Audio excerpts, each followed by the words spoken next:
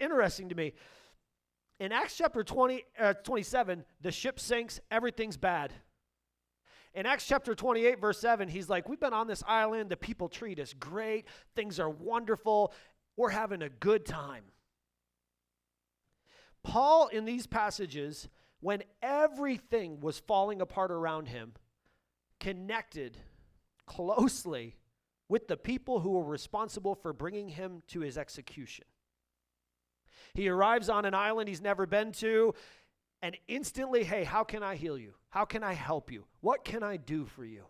Paul begins to connect with strangers. How do we connect with people when things are falling apart? How do we become that people?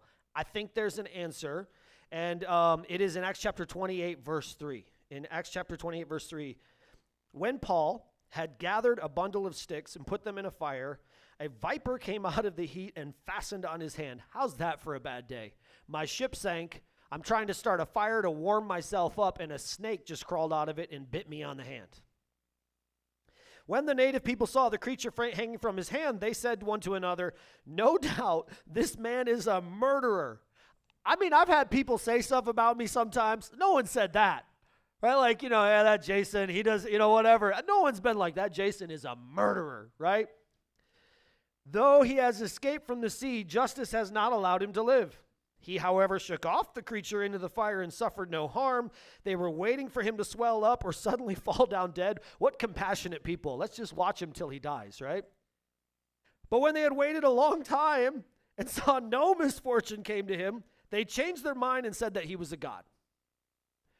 And this is how I think we can learn to connect with people even when things are falling apart. We just learn to shake off criticism and praise.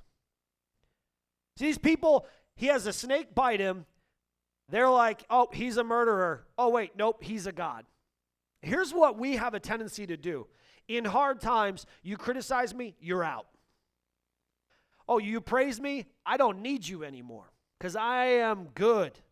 Paul just shakes both off and says, okay, now that we're done with this snake trying to stop me and these people talking about me, how can I help them? I think we can connect with people a lot more if when things are going bad, we don't allow criticism to hurt us, and if things are going good, we don't allow the praise to make us arrogant.